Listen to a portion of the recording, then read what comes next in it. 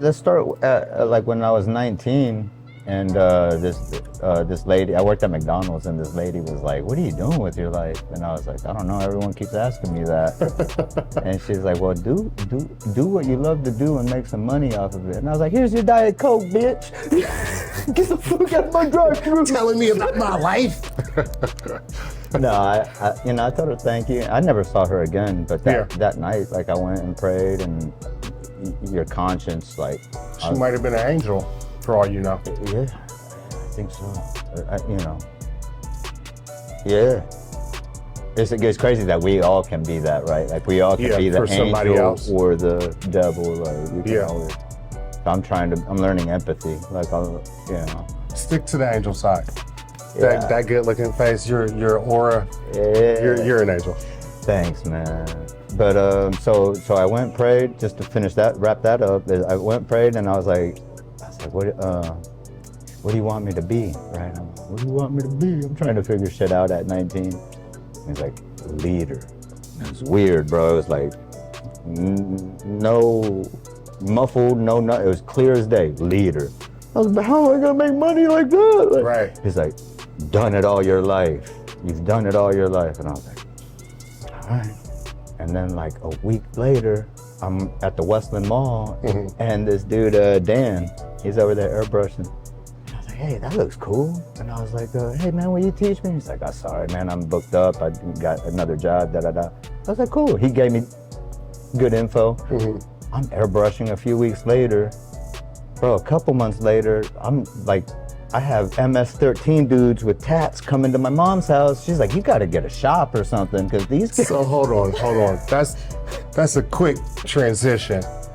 So it was fast. You were already an artist though? I was drawing since I was little. I was autistic almost. They're like, he doesn't talk, how come he?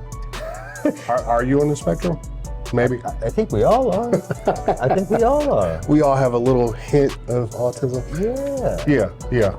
And it's weird that autistic stuff sounds artistic, right? Autistic. I've never put that together, but yeah. Yeah. And then I feel like to be a true artist, you do kind of gotta get in your zone. Yeah. Block everything else out. You have to. And now I get this little like pain whenever like, it's an extra antenna that lets me know when there's bullshit around. And he lets me know. He's just like, get out of here. This ain't it. This ain't it. And I'm like, all right, y'all, I gotta go. They're talking about Hawk Tour or something like that. I'm like, I gotta go, yo. Well, my little antenna starts. There's an art to that too, but that's not what we're talking about. So as a kid, did somebody come and put a paintbrush in your hand, put some crayons in your hand? Like, what started the journey? Probably. That's interesting. I mean, just probably mom hyping up a little drawing. Like, look at this, mom. She's like, oh, that's great. Look at what my baby did. Yeah, hung it on the fridge and everything. And that kind of hyped me up. Your mom, she's either gonna destroy you or build you up. And pops Very too, true. right? Very true. Get out of here with that shit. Art doesn't pay. But then you sit them in front of a TV created by artists. Right. You dress them up in clothing created by artists. I mean, they're walking on a rug created by artists. Yep. Walking into a room. Everything in our entire world was a piece of art at one point. Even looking at this AC unit, there's a guy that had to measure that out, put it all together. Yeah. It's an art form. Yeah, and a canvas and everything. He boxed it up and everything. Yeah. It's amazing. Yeah. Yeah. So, did you originally start out with pencils, crayons, paint? Like, what was your medium? Pen, pencils, crayons. I grew up in Tijuana, Mexico, so it was like pen, pencils, crayons. But then, like, once I started being able to walk to school and stuff, you see all the graffiti and you see homies with cans out there. So you mess around a little bit. Did that kind of speak to you when you saw the graffiti? It did, yeah. To me, but I was just autistic, bro. Like, I just like art, that's it. And I keep saying that because, like, when you look at the people that are really deep on the spectrum, and they can go up on a helicopter and they can draw the whole New York City in one look. Yeah. That's just because that only, I don't know what side it is, right or left, right? But it's like hyper on that side, and the communication side is like, oh, fuck it. Yeah, and that's typically why most people on the spectrum, they're weird on the social aspect, but when you get into their art, whether it be through communication, some type of medium, they're very precise. Yeah, and that's their own language. Yeah. Is that art, and I guess fast forward to like traveling the world and being in Haiti, and I don't speak Creole, and the doctor's like, hey, you know, ask him, can he paint my face on the thing? Like, I guess what I'm saying is like, it's a universal language. It's like, bro, I'm up in the village, and like, I look back, there's nobody there. It's just me and the doctor and a couple buddies. I'm painting. Like 5 minutes go by, and I look back, and it's a whole sea of Haitians. Of people. Yeah, I'm just like, oh shit, I'm their entertainment today. Yeah. And I'm like, all right, let me just get back to it. Because you're either... No pressure. Yeah, you're either like, but you know, they don't have no TV or nothing, so it wasn't too much pressure. Like, I don't think they ever seen like... Right. It was just entertainment, pure entertainment for them. So are you one of the CCAD kids, or are you self-taught? Self-taught, and I'm glad. So that was 19 at McDonald's, and it's like everyone's go to college. This lady said, do what you love to do and make some money off of it, and I learned airbrush, and it took me, you know, I didn't take it anywhere. It took me, I swear, because like Mom said, you got to find a shop because you can't be bringing these tatted up dudes. Bro, one dude had a 1 and a 3 on his face. I'm not making that up. I was like, hey, I like your work. You know, I was like, cool. And you're telling your mom like, no, he'll give you the shirt off his back. I did 20 MS-13 shirts for $50 each, bro. I was making money. I'm like, all right, I quit McDonald's. And I opened up a shop at the flea market, at Westland Flea Market. Okay. Yep. So you originally first started off with just airbrush? Yep. How did you get into murals and like these bigger productions that I'm starting to see you do? Good question. So I'm airbrushing, and then I get Polaris Amphitheater was like my first big client. I went back there in the day. Tracy Hedrick, do you remember her at all? I wasn't in the scene. I was just a consumer at that First big point. client found me, and she's like, hey, Kid Rock's manager wants to airbrush a motorcycle for Kid Rock as a gift. I was like, shut up. I was like, let's do it. It was like, I don't know, I charge minimal. It's probably like 3 bands, right? But for me, it was good money that I made in like a week or something like that. Yeah. And then more came coming from there. Then Ohio State, and we did the up on the roof for the James Cancer. I'm like 24 doing this stuff. You know? And these people are reaching out to you, or are you actively out there marketing yourself? They're just reaching out to me, man. That's wild. a blessing, man. So blessed, bro. So many artists, the term starving artist, I've witnessed it. I've seen people that are extremely gifted, but for some reason they're just not clicking. It pains me to see that. Yeah. I try to help them any way I can. Yeah. You know. So with the airbrushing going to spray painting. But some people just don't have the entrepreneurship. I just want to say that. It's like, because that's number one, is like the art of business. Like they want to sell their art. But it's like, you got to learn the art of business. Yeah. And I feel like personality has a lot to do with that too. Because if you're an artist, but you can't communicate correctly with your client, which I have noticed some people are so autistic in their art that they just can't talk to people. I feel like that's another part of the overall what you need to be effective in business. You obviously have a good personality. I mean, you're very talkative, you know a lot of people. But so with the going from airbrush to spray painting, how was that transition? Is it easy? Was it kind of... Yeah, I had to do it because like the airbrushing was like, my hands are starting to look like Crip. A little bit of carpal tunnel? Yeah, I was walking around like a damn triceratops or whatever.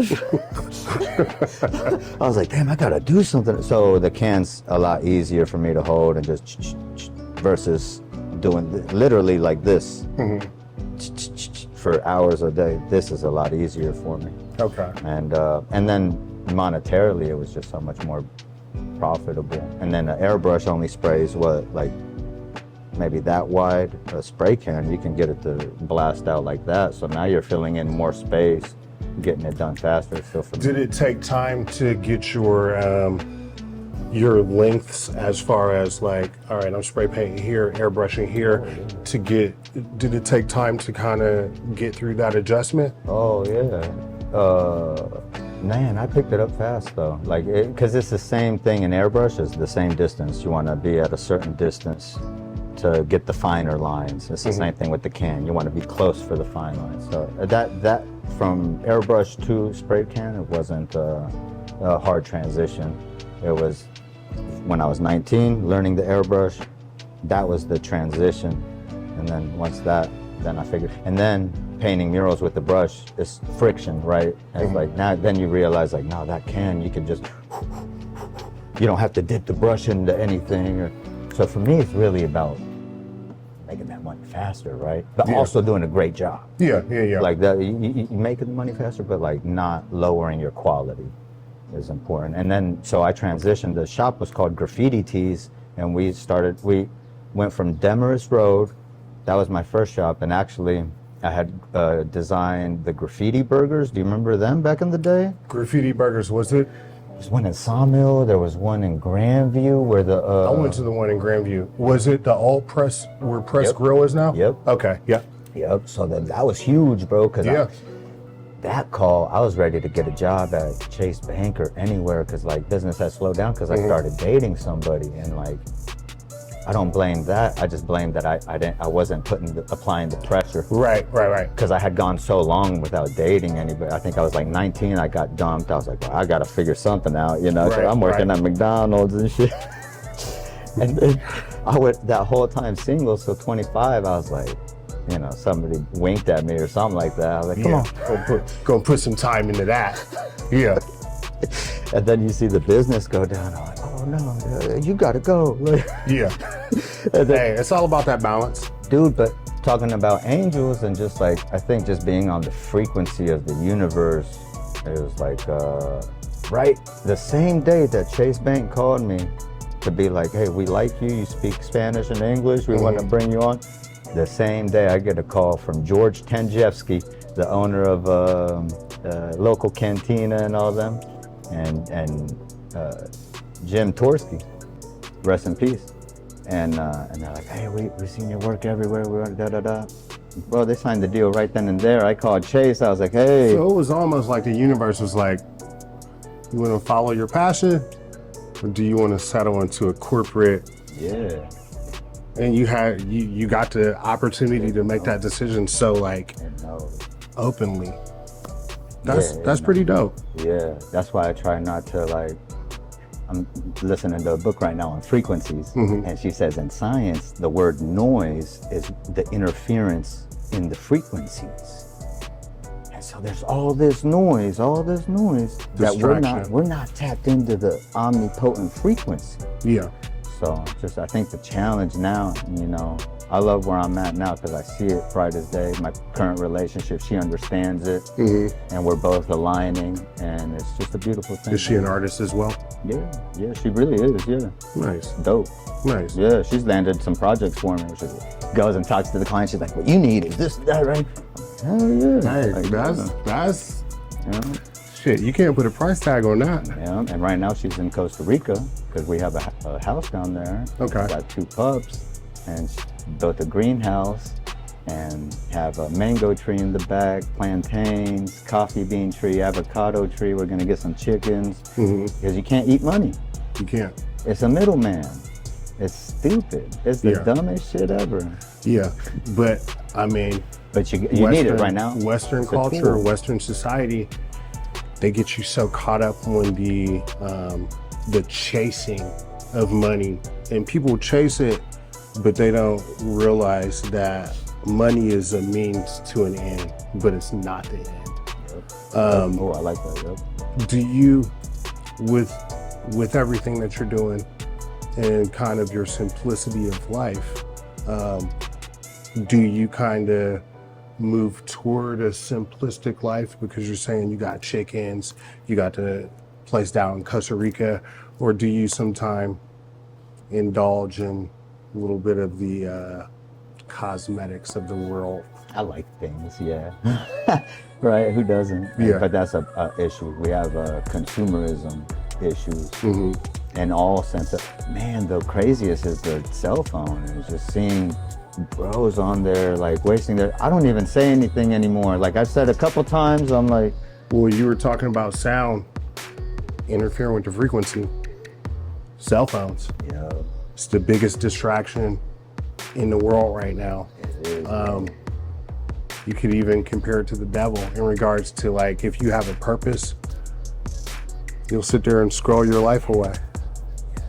And I found myself guilty of it. Yeah, we all have, yeah. Because Yeah. it's so brand new, right? Like it just came. Like, We're the first generation to kind of deal with that. Nobody else had that. The Mayans didn't have cell phones, or the Yeah. Africans, or like we're the first to kind of deal with that type of interruption in humankind. The technology is, we've met it, and now it's, we got AI coming, might supersede us. Who knows? How do you feel Good. that technology will affect your craft? Me personally or overall? You personally, because we got AI. Have you used AI in the production of your work at all? Of course, yeah. I got a buddy that works for, man, he just actually was nominated for a Grammy with Babyface. Okay. Sahil Dada. And he uses it to his advantage, but then when it comes to his own personal projects, he's tapped in, he's doing his own from scratch. Right. But if a client hits him up like, hey, can you whip me up a logo, da-da-da, he'll go on the AI, pull up 50 of them, be Why like, not? which one do you like? They're like, that one. So, but then you also, people don't, I just had to tell a client today, because I was like, look, I see your logo, like it's cool, it's AI, right? I was like, but you got to remember that it's going to be pixelated if you blow it up. So no matter what, you got to hit up that artist to have it vectorized. I'm sure there's going to come a time when you just click, boom, vectorize, and it's going to vectorize it for you Just automatically. give it to you. Yeah. Yeah, there's a great book called 5 Industries of the Future, Alec Ross, and that was like 2015, 16, and I remember this girl was like kind of condescending. She's like, what do you like to do for fun? I'm at Novak's Tavern or whatever, body painting. I was like, I looked around, I was like, I like to read. Right. She's like, oh yeah, college girl. Oh yeah. She's like, what are you reading? I said, 5 Industries of the Future, Alec Ross. She's like, that's a college book. What are you doing reading that? I was like, I didn't go to college. Like, I'm trying to put my damn self through it. Yeah. But yeah. in that book, he talks about CRISPR and genomics and AI and all of that. So, and what I told her, because she's like, that book's depressing. I said, it can be. I was like, you're either going to get crushed by the wave or you're going to ride the wave. Right. It's going to hurt you or it's going to inspire you. Only two. Yeah, and she liked my approach, and I'm she sure. was Levi's wife or girlfriend at the time or whatever. You know Levi? If I Probably- you saw probably it. seen him. Yeah. Which Levi then later on told my current wife, he's like, you need to meet Gio. And now he's an ordained minister, so he'll probably end up marrying us or something.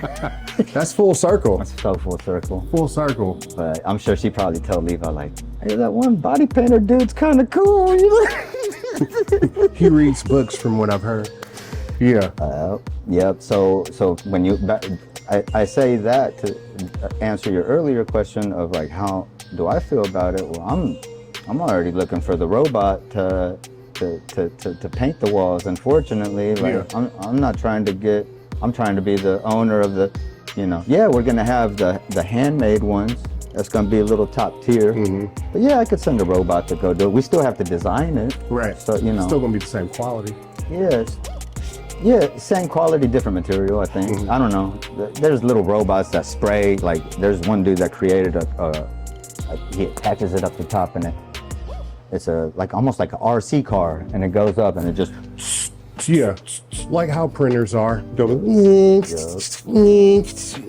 just knock it out. Yeah. Yeah. So, but like my newest message is that, like, because I was over here painting on Sullivan. at the Sally's Market. And I love it because I'm just donated that mural to, which had just got buffered over. The owner didn't like it or whatever, and so it's cool, the homies are gonna get it. But and I told him that. I was like, man, if you paint over that, like, you're gonna have all sorts of graffiti on there because they respect me. Right. They respect that there's a piece here, a mural here. They're not gonna mess it up. I was like, it's a blank wall. You're gonna find all sorts of shit on there now. You know, I didn't do it. Might have made that phone call, but I didn't. I didn't do it. But the beauty of it is being in the streets and like getting all these kids, teenagers asking like, oh, this is dope, da da da da da da. And then me, somehow in the conversation, letting them know we're competing against AI. We're gonna be competing against people with Neuralink on, and they're gonna, you know, switch over to language, Japanese, or whatever it is. It's coming. It's coming. And so it's like, if you're not gonna get that installed, you better start learning those languages now. You better start reading those books now, aggressively. What did Nipsey say? Aggressive intelligence. That's when he call it aggressive intelligence. I love Nipsey Hussle, by the way. He said, call it aggressive intelligence. So let's talk a little bit about childhood. Where did you grow up?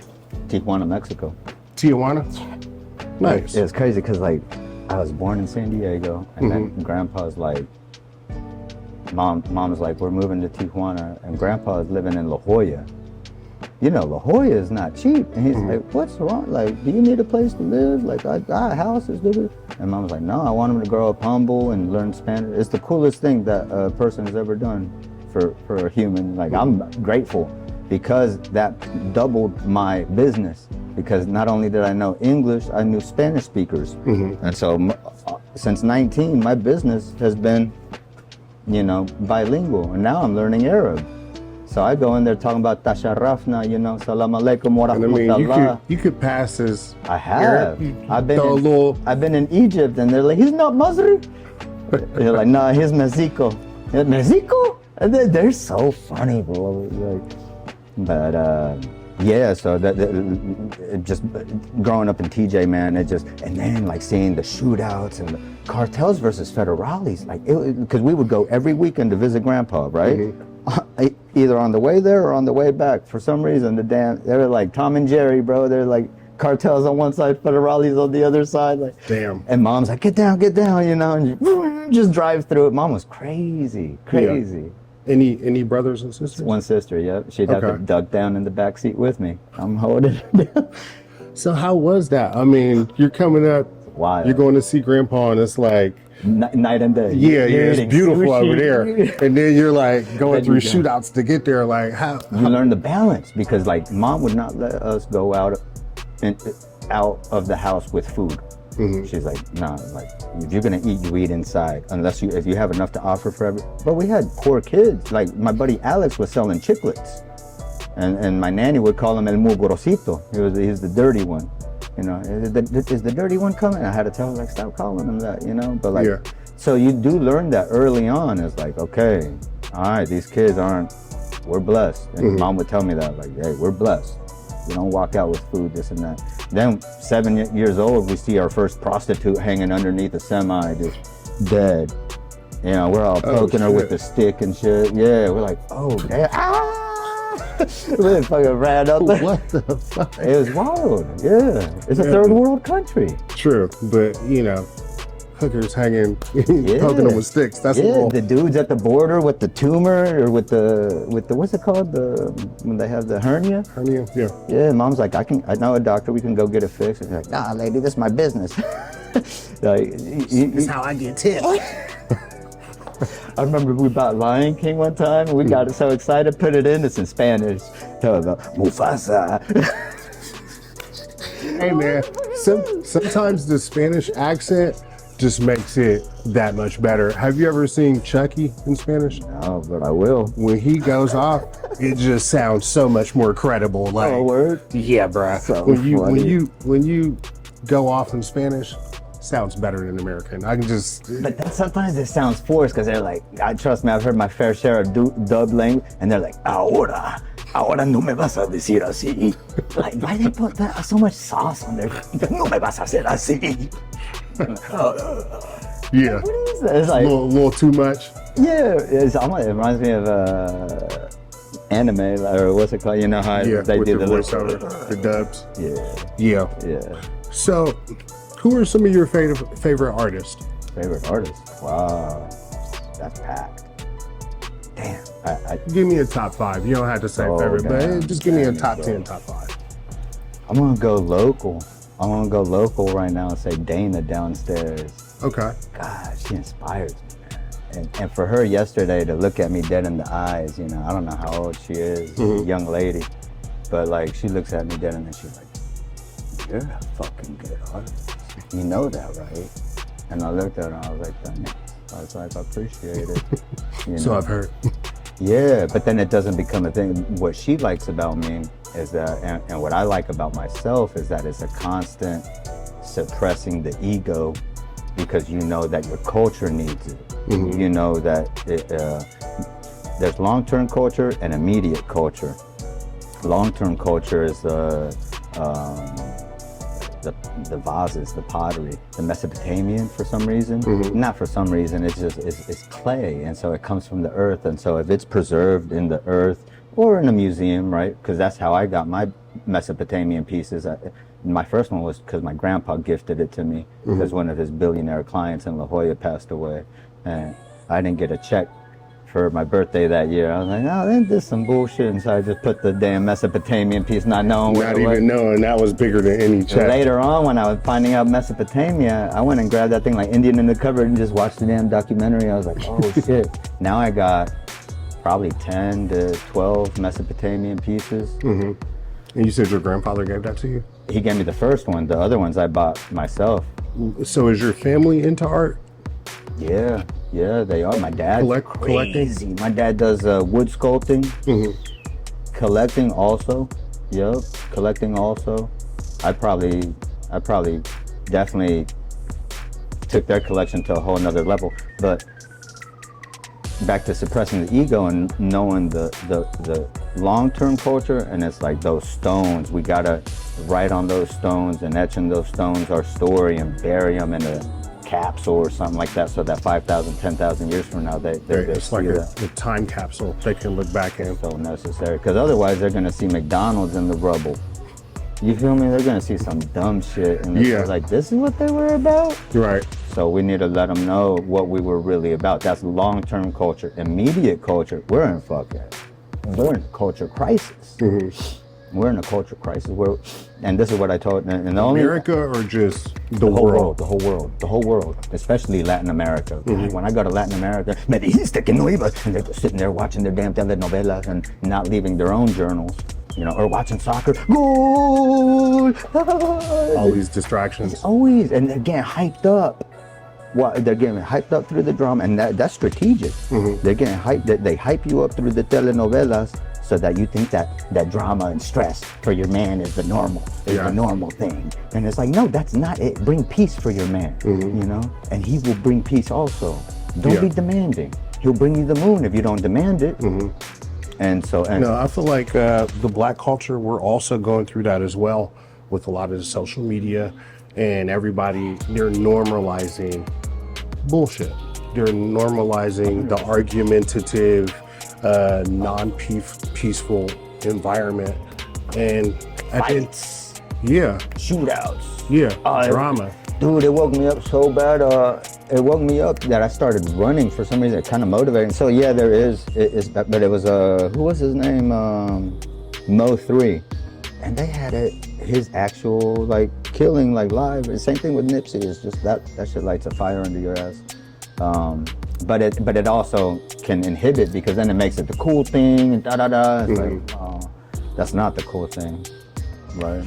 As an artist, what are some of the things that you do on a day-to-day to make sure that you produce the best art? Like, do you have a daily ritual?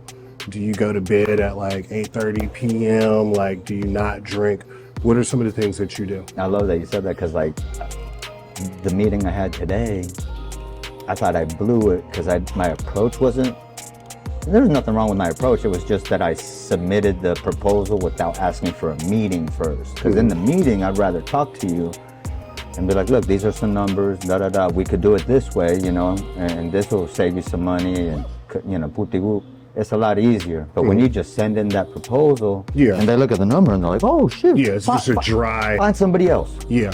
So I had to kept on calling him, and I was like, oh, I know I'm the right person for this job. I know I will make your club pop. Like, I know so. I know we'll bring in body painting. I want to work with you guys. I want a relationship. That's what I told him today. Okay. That's what and he appreciated it. I brought him a shirt and everything, and you know. And I actually meant to bring you a shirt, but I Thank you, bro. accidentally left it. I got a shirt for you also. I'll put it, or you can, yeah. But back to that is like, why did I mess up? And I kind of blame it on fucking Bernardi downstairs with the jewelry, man. No, I'm just kidding. You know, what's up, Bernardi? No, he's like, you want to go get some beers over at Sweeney's? And I was like, you know, one turned to two, one turned to three, Next whatever. thing you know, it's 3 a.m. Next You're thing like, you know, I'm shit, I late got to a my meeting. meeting. I'm trying to get rid of this headache and stuff. Yeah, so that was a great reminder of just a slap in the face, like, no. Like, there's nothing beneficial about it. I'll smoke a little doob or something at the end of the night. But there's something weird about that alcohol, man. Honestly, I'm going through my thing right now because I'm on the track of getting sober, but I still drink. You know, we all fall short. Yeah. And there is something about the alcohol that's different. I've done shrooms, you know, all playful things, but alcohol, man, I feel like it robs you in the moment, and then it'll rob you for a couple of days, because when you get older, it takes a little bit more time to recover from that night. So if I go drink on Sunday, I might not be back to 100% till like Tuesday or Wednesday. Yep. And in between those days, Actually, liquor. yeah, and that's what I drink typically. It's tough when you have to tell some of your homies too, like, man. And some of them are doing so well financially that you almost don't even want to say nothing or whatever, but it's just like, damn, bro, I want to see you live. I want to see you last. And like one of our friends, rest in peace, Savannah, she passed away. I think she was like 28, 29. And it was just, I don't think the liver could handle it, you know? So yeah, definitely there's that. Look at Willie Nelson, what, 90 some odd? And it's been pot, right? But like, the alcohol really damages your liver and kidney and all of that stuff. So I think we definitely need but it's so celebrated here. It's everywhere. Binge I was drinking. driving by, I called wife and I'm like, man, it's really a thing. Like, I'm driving and it's just so many people just sitting, chit-chatting, and it's like they need that. And I'm not judging anybody. I like beer just as much as the next one, but it's definitely something that we all have to face up front and, you know, figure something out. Figure out a happy medium. A little beer every once in a while is not bad, but but there's a discipline to it. There's a it's about which one do you want more. For me, I want success. I want business. I want my books. I'm transitioning from painting to I want to write. I'm an author. Okay. You know, I write poetry and I write Home Santiago. Yeah, man. I got some. I wrote one in the Galapagos. I was just watching a documentary on the Galapagos today, and when I was living in Ecuador, I was living there for a year. And you know what I did? I was getting paid $20 a day to teach English, so it wasn't. Which in Ecuador, that's balling. I was balling. No, but then like the hotel they're trying to charge me 15, so I had to negotiate it down. I'm like, bro, I got you $8 a day, you know. Work with me. Yeah, work with me, like, cause I still got to buy food and this and that. And they're like,